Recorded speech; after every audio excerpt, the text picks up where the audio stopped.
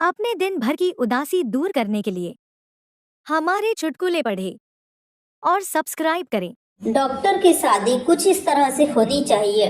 मेहंदी की जगह डिटोल इस्तेमाल हो, बारात एम्बुलेंस में जाए, फेरे हॉस्पिटल में हो, फोटो की जगह एक्सरे लिया जाए, खाने में विटामिन सी और बी की गोलियां दी जाए, मेहमानों को चाय या कोल्ड ड्रिंक की जगह ग्लूकोज या ओआरएस दिया जाए, दुल्हन के गले में हार की जगह स्टेथोस्कोप लगाया जाए और सबसे ज्यादा मजा तो तब आएगा जब शादी के बाद डॉक्टर बोले नेक्स्ट प्लीज।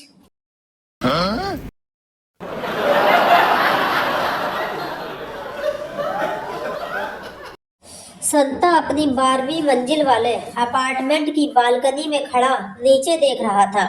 अचानक एक आदमी उसे हाथ हिला के नीचे आने का इशारा करता है। संता को समझ न आया, फिर उसने सोचा कि कोई जान पहचान वाला होगा।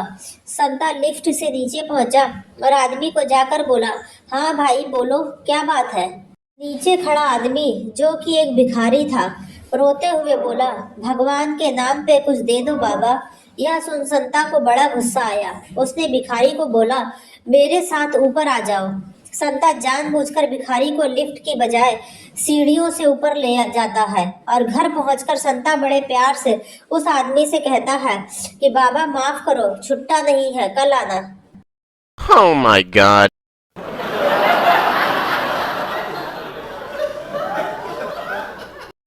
एक रात एक घर में चोर घुस आया।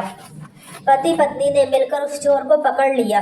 पत्नी, जो कि बहुत ही भारी भरकम थी, चोर को नीचे पटक के उसके ऊपर बैठ गई।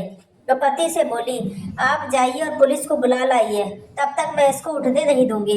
यह सुनकर पति यहाँ वहाँ देखने लगा। पत्नी खींच कर बोली, इधर उधर क्या देख रहे हो, जाते क्यों नहीं। पति, मेरी चप्पल नहीं मिल रही है। पत्नी के नीचे दबा हुआ चोर कराहते हुए बोला, भाई मेरी चप्पल पहन जा, पर जरा जल्दी कर।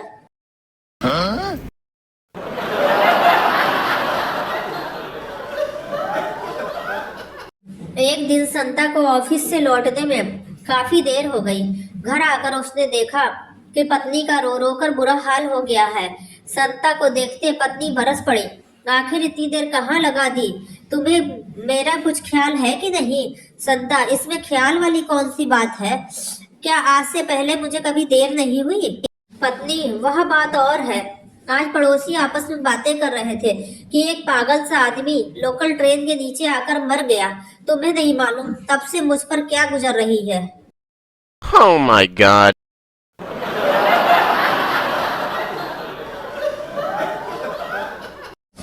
किसी ने एक बुजुर्ग से पूछा, आपने जीवन भर शादी क्यों नहीं की। उसने बताया, मेरी जवानी की बात है। मैं एक पार्टी में गया था, वहां अनजाने में मेरा पैर आगे खड़ी युवती के लटकते पल्लू पर पड़ गया। वह नागिन की तरह फुफकार मारकर एकदम पलटी और शेरनी की तरह दहाड़ी। ब्लडी हेल, अंधे हो क्या। मैं हकलाकर माफी मांगने लगा, फिर उसकी नजर मेरे चेहरे पे पड़ी। वो बड़े ही मधुर स्वर में बोली, ओह माफ कीजिए, मैंने समझा मेरे पति है, बस फिर हिम्मत ही नहीं हुई।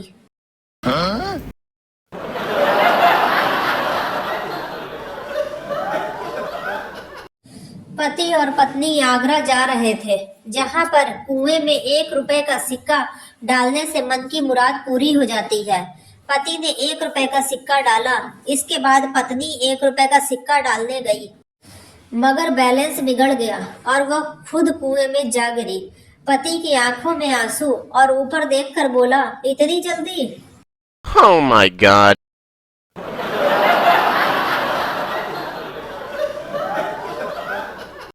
कार में फैमिली जा रही थी। ट्रैफिक पुलिस ने कार को रुकवाया।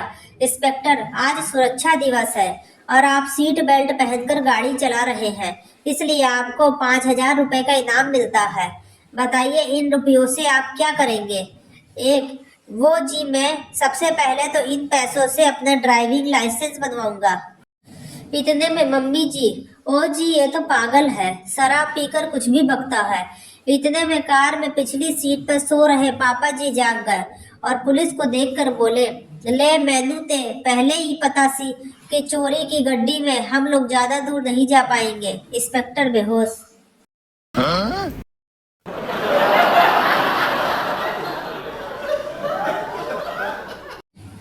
एक व्यक्ति सूट सिलवाने के लिए दर्जी के पास गया। दर्जी ने कपड़ा नापा और बोला कपड़ा कम है। वह दूसरे दर्जी के पास चला गया। उसने नाप लेने के बाद कहा आप 2 दिन बाद सूट ले जाइए।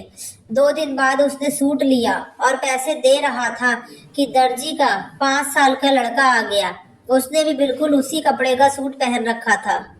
वह व्यक्ति पहले दर्जी के पास गया और बोला तुम तो कहते थे कि कपड़ा कम है, लेकिन दूसरे दर्जी ने उसी कपड़े से न केवल मेरा बल्कि अपने लड़के का भी सूट बना लिया। दर्जी बोला वाको छोरो 5 साल को है और मारो 13 साल को है।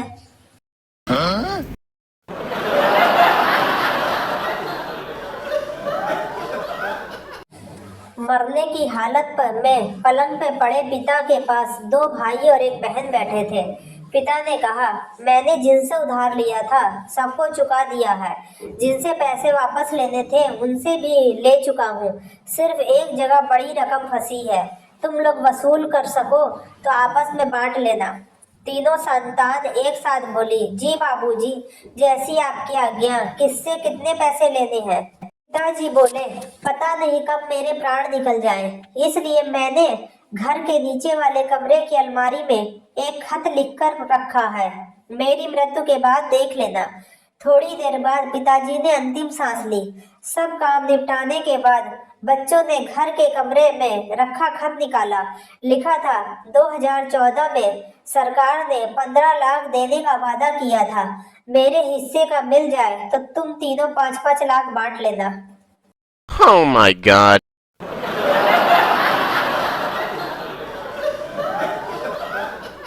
एक टैक्सी चालक को चलती हुई टैक्सी में बैठे पैसेंजर ने पीछे से ही कुछ कहने के लिए टैक्सी चालक के कंधे पर हाथ रखा ही था कि चालक जोर से चीखा, घबराया और टैक्सी का संतुलन खो बैठा। टैक्सी फुटपाथ पर चढ़ गई। पैसेंजर भी गलती से लज्जित था। टैक्सी ड्राइवर से माफी मांगी और कहा मुझे नहीं पता था कि मेरे हाथ लगाने से तुम्हारा ध्यान इस तरह भटक जाएगा।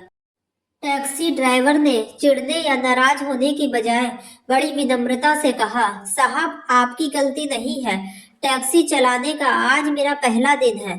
पिछले 25 साल से मैं मुर्दे ढोने वाली गाड़ी चला रहा था।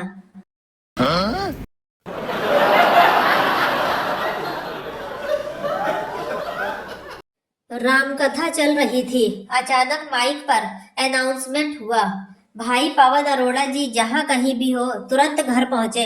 वंदना भाभी उनका घर पर इंतजार कर रही है। रामकथा सुन रहे भाई पवन अरोड़ा तत्काल उठकर खड़े हुए और उठकर घर जाने लगे। तभी महिलाओं में बैठी वंदना भाभी चिल्लाई अरे बैठो बैठो, रामकथा सुनो। मैंने तो खाली चेक करने के लिए अनाउंसमेंट करवाया था कि कहीं रामकथा ही सुनने गए हो या कहीं और तो नहीं। जय श्री राम।